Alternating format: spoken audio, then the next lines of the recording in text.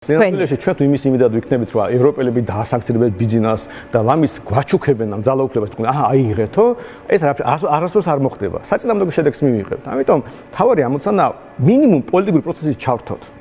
პოლიტიკური პროცესის ნიშნავს იმას, რომ მედია იქნება ეს თუ ზოგადად ნებისმიერ საჯარო სივრცეში პოლიტიკოსებმა უნდა ელაპარაკო. აი ეს დისკუსიები რო ყოფილიყო, მაგალითად ღია დისკუსიები, ჩვენ სულ ამას ვამბობთ, აი რაც თავი მაქვს, რაც გირჩევა, სულ ამას ვამბობთ, დისკუსიები, დებატები რო ყოფილიყო 4 ოქტომბერს, ბოიკოტზე. ყოფილიყო, რა ვიცი, ნებისმიერ პროტესტის ფორმაზე, ჯარიმების არ გადახდა და გასაჩივრებით. საგადავკეთოთ თუ არა მაგალითად ახლა ამაზე. თუნდაც აქვს თუ არა გადაგდა საერთოდ რამე მნიშვნელობა, რომ ეხლა რომ მიდი ბრძოლა, გადაიკეტა თუ არ გადაიკეტა, ამას საერთოდ მნიშვნელობა აქვს თუ არა. ბერად უფრო მნიშვნელოვანი იქნებოდა, რომ თქვა 10,000 კაცი გამოდიოს და გზა არ იკეტებოდეს, ვიდრე ის რომ გამოდიოს 1000 და გზა გადაკეტოთ, ხო ასე? პროტესტის არსი ხო რაოდენობაშია და არა რაღაც იმაში რომ ვიღაცა გამბედავია.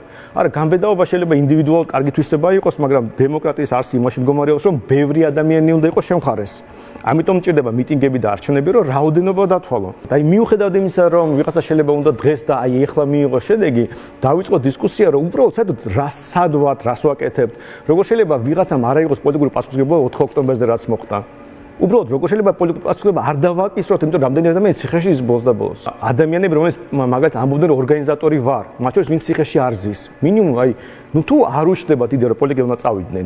ივანიშვილის სიძლიერე და სისუსტეებზე ვლაპარაკობდით, აი ოპოზიციის სისუსტე, მისი დაქსაქსულობა და ასე შემდეგ, ეს არის თუ არა ერთ-ერთი მთავარი სიძლიერე მისი. კი, ცხადია, ანუ სინამდვილეში რაც ხდება ოპოზიციაში, ის არის მთავარი დასახტენი ქართული ოცნების, რაც ხდება, რა ვიცი, ოპოზიციური პარტიების, მედიების თუ ცალკეული პოლიტიკოსების შესრულებით, ეს არის რაც ქართულ ოცნებას აძლიერებს, რომ ქართულ ოცნების ხარი ხო სრულიად გასაგები ამბავია, ხალხი აქვს ძალაუფლება, ავთ ბელადი, უნდა ძალაუფლება შეინარჩუნონ და იყენებენ ყველა მათ ხელთ არსებულ რესურსს ეს გააკეთონ. აქეთ ხარეს ვინც უნდა ეს შეცვალოს, ვინც უკმაყოფილოა სტატუს კოს შენარჩუნებით, ალბათ ლოგიკური იქნება რომ რესურსი გააერთიანო, სინქრონულად იმუშაო, იპოვო გზები და თუ ამის ნაცვლად ეს დანაწევრება ხდება რესურსების, ერთმანეთის ჭამა ხდება და ყვირილწივილი ხდება, ისტერიკა იმის ნაცვლად რომ უბრალოდ დაველაპარაკოთ, რას ვაკეთებთ.